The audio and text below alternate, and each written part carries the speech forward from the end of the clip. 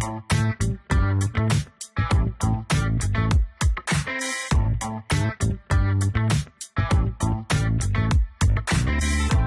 to Running on Ice, the coolest community in freight. I'm your host, Mary O'Connell, bringing you the latest tech updates, warehouse news, and everything happening in the cold chain world. Not only is there the coolest show in freight, but there's also Running on Ice, a newsletter that could not be colder. You can subscribe to that on freightwaves.com/runningonIce. Today, we welcome back a familiar face in the form of Travis Ross, the Senior Technical Account Manager for ERoad North America, and we welcome a new face, Konrad Stempniak. He is the ERoad's Executive General Manager for Australia and New Zealand. Welcome to the show, gentlemen. Thank you for having us. G'day. I am very excited about today, not just because we finally get to go to the land down under and see how things are done, but also it's always a good time when we have ERoad on the show. But before we get too far into it, Travis, we kind of know your background here.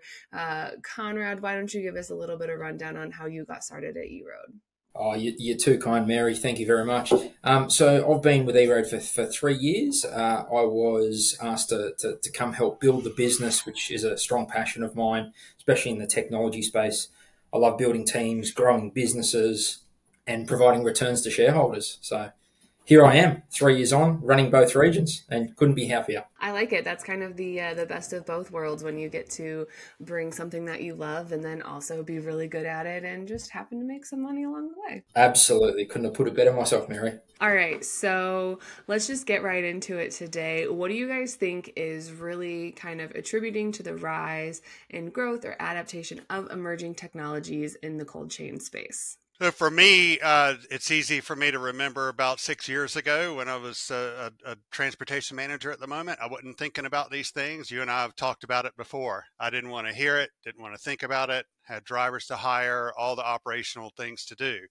But then things changed with COVID, of course. We've heard it a million times. So for me, I think the biggest focus is scalability. Like you literally can't find enough skilled people to run your organizations. I mean, I saw an interesting story last night, an automated burger joint. I forget where it was, but it was the first in the country burger joint, fully automated hamburger experience, because at every level, we just have a hard time keeping folks on teams. So the scalability, everybody's leaning into it fast.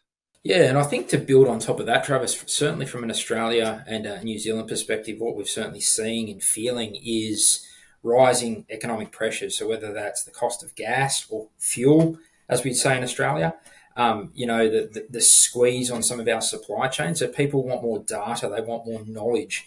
And that's exactly what telematics provides. It gives you those meaningful insights to make real-time decisions. As trucks or trailers are being transported, you can change routes if there's a traffic jam up ahead to optimize your fuel levels. So it's for me, it's always been that drive of data, insight, and being able to do something with it real time. Have you guys noticed that once if I am a new shipper and I go and I, get some new data points, or I get this extra piece of technology integrated into my kind of daily life, have you noticed that once I go down that avenue, there's really no going back? Because I know that sometimes, you might partner with a certain software provider, things end up not working out, you go to work with another software provider, and just the sheer nature of it, you lose a piece of functionality. Have you seen that, once shippers kind of hit this new level of technology or this new thing, that then there's kind of no going back? They're like, this is my new table stakes. There's nothing else that's going to make me want to go backwards in the technological path that I'm on. Well, yes, because I mean, once you've peeled the curtain back, it's almost like food quality in North America is never going to go backwards. We talked about this before, unless there's a zombie apocalypse, right? But also, it's if you're a shipper. Wait, I'm going to work on my accent. If you're a shipper. And anyway, I had to try that. If I'm a shipper, a lot of the scenarios we have here in North America where shippers, they don't have their private fleets, right? So they're outsourcing, and they have a multitude, usually several different carriers that are delivering, say I'm responsible for mass distribution of some delicious country milk gravy. Konrad, well, I don't know. We'll ask Conrad if they even have that in Australia. He's missing out if they don't. But I'm a shipper and I care about this because I am likely ponying up some of the bills for my carriers. I might be paying for the fuel. I might be paying for the labor. I might be paying for the maintenance and the product. So shippers have a very much a strong vested interest in understanding if their carrier networks are running lean. And they can do that with clicks of a button, seconds every day with these types of telematics. So Conrad, the real question is, do they have milk gravy in Australia and New Zealand? I thought that was a type of cream or something you put on your face. Travis, is that? Gross.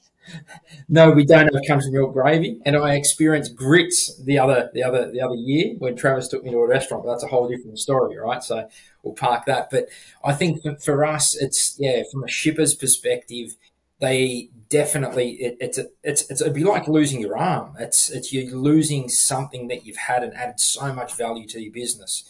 Because for us, it's a lot about quality. So being able to trace back our freight and logistics and understanding how things have been maintained, like how things have been maintained in terms of temperature compliance, where they're at from a loading dock perspective, because we get quite busy. So it's once again about efficiency, it's about quality, and if all of a sudden that disappears or if that feature is not there anymore, businesses, especially the large cold chain businesses that we deal with, start to struggle and lose insights that they once relied upon to make those decisions. So what is your best, I guess for both of you, what is your best kind of, because there's all these new technologies that come out, you can do all these different things, but then you have too much noise, you kind of you lose some of that, the cool feature of, okay, I know exactly what is happening with this reefer unit in this location. I have all of this visibility on this tool.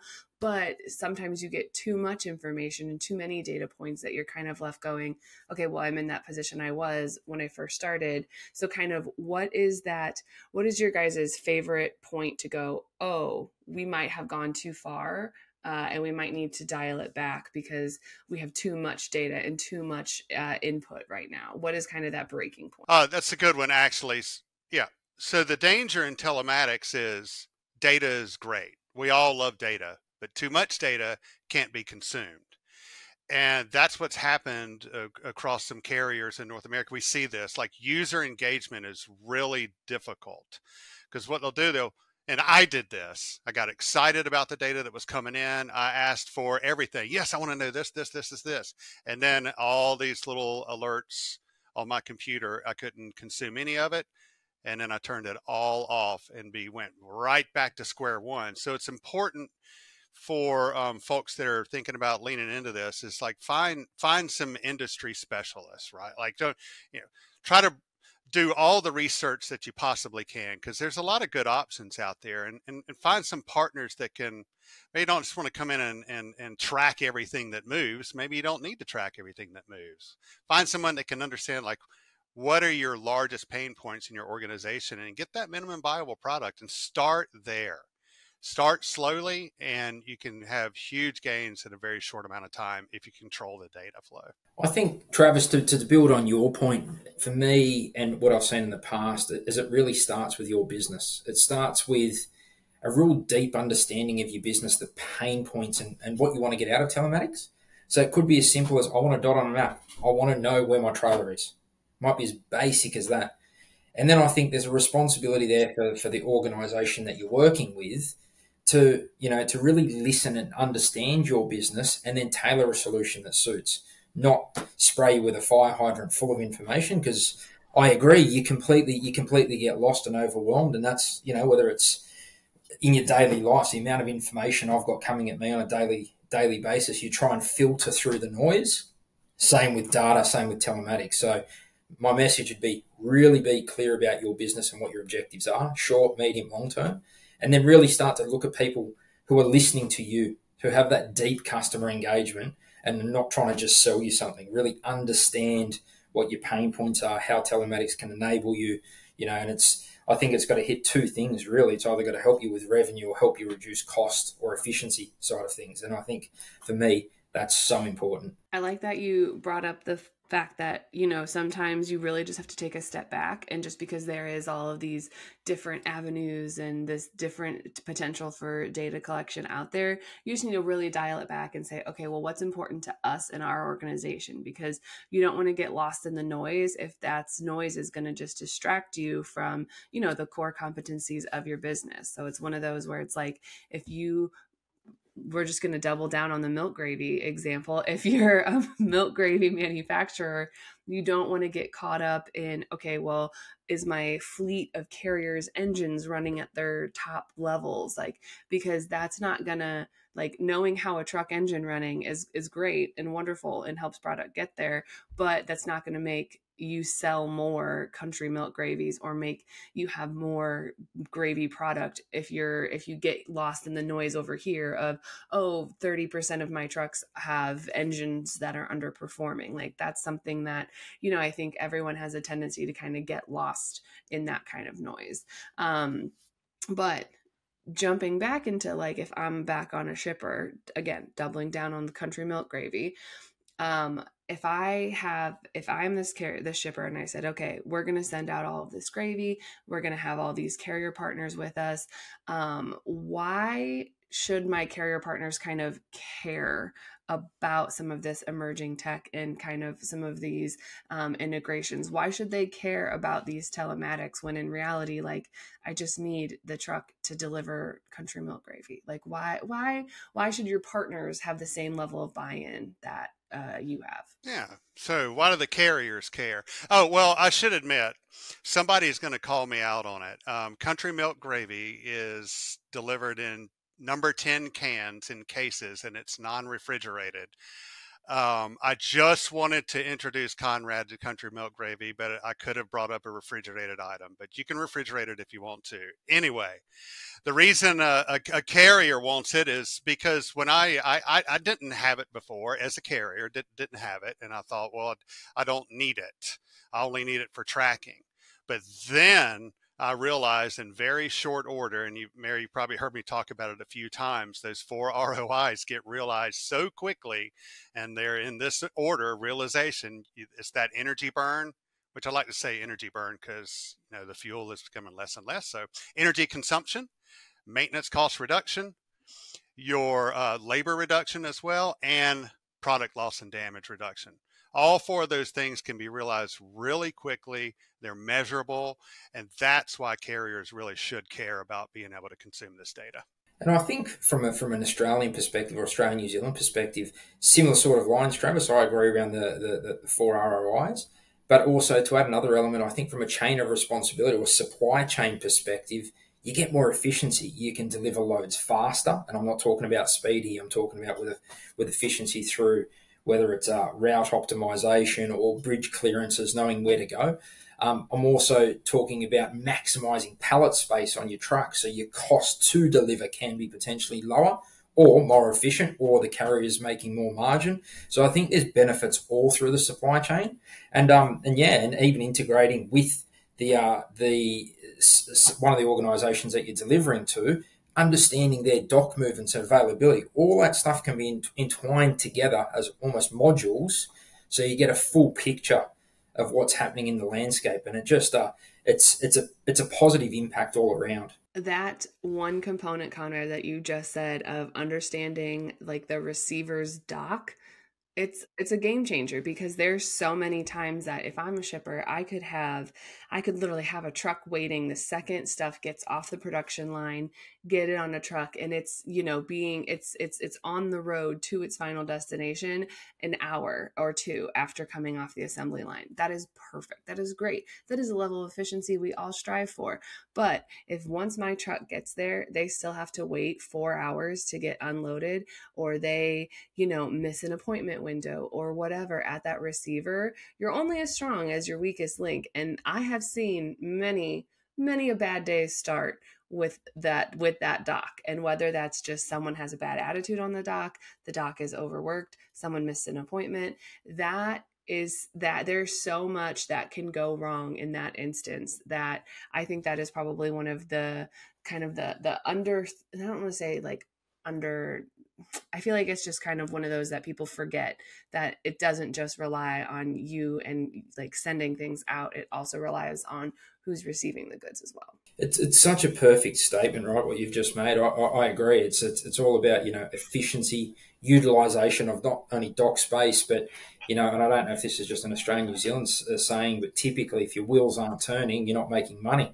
So to your point, if you're sitting there idle, you're not getting paid, or you've got such loss of productivity. So it's maximising that ROI of the assets, such as the truck, the dock, and it's that whole ecosystem that everyone can benefit from. All right, so I am sitting here, I'm a shipper, and I kind of have heard about these new telematic things. There's this new emerging technology. I'm going to see what it's about.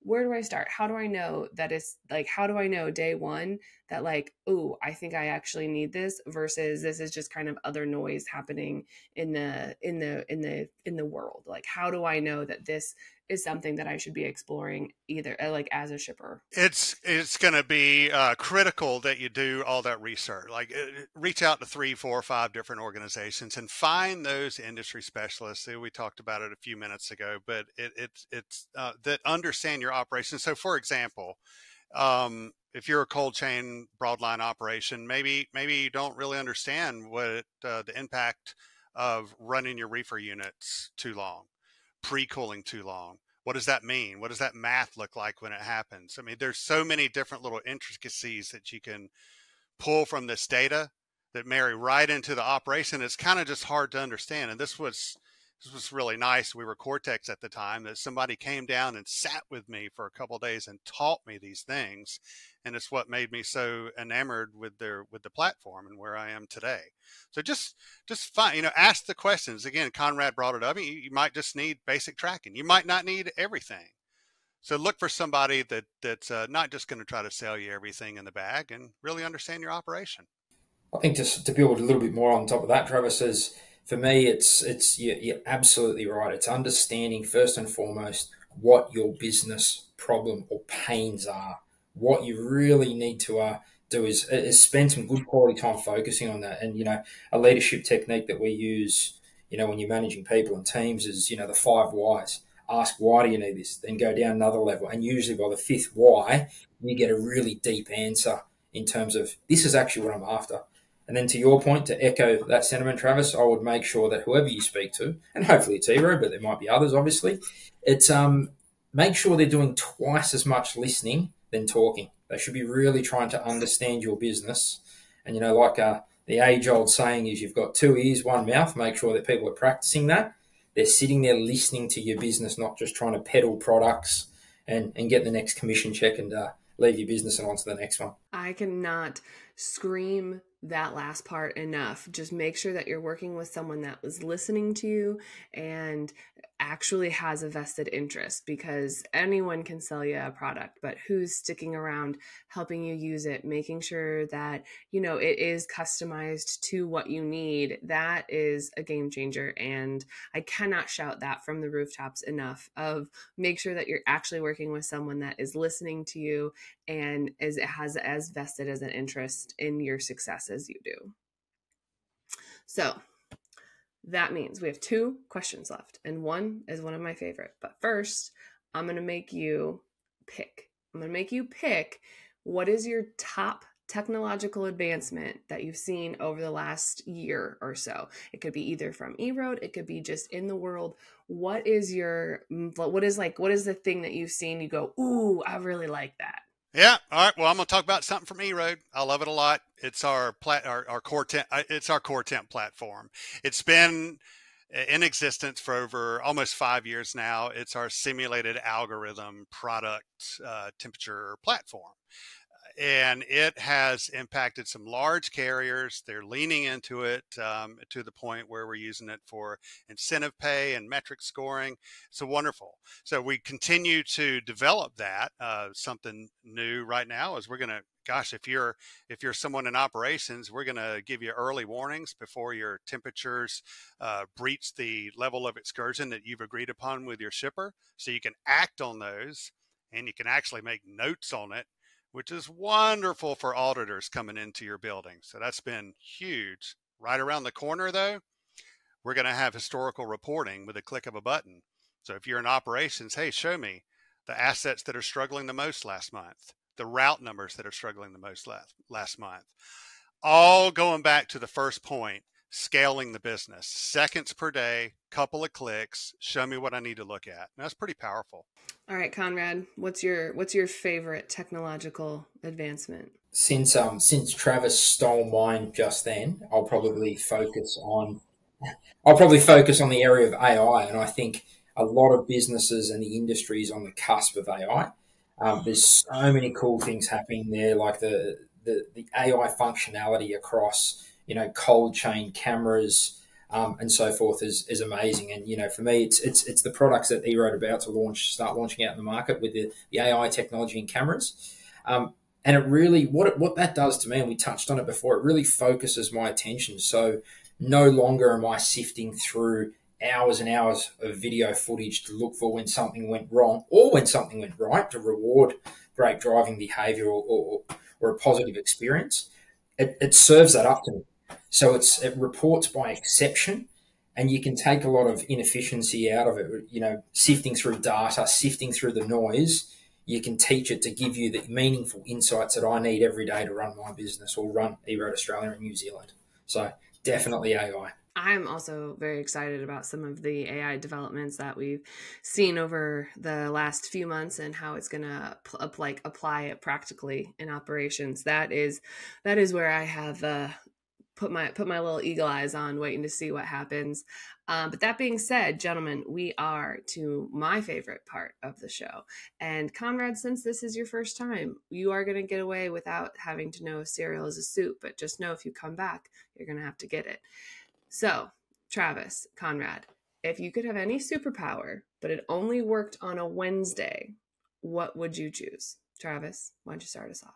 Wednesday makes it. I love hump days. Love Wednesdays specifically. So, Mary, when I'm not traveling around the country chasing down telematics cold chain data, and I'm at home, I very much enjoy thrashing youngsters about half my age at ultimate frisbee.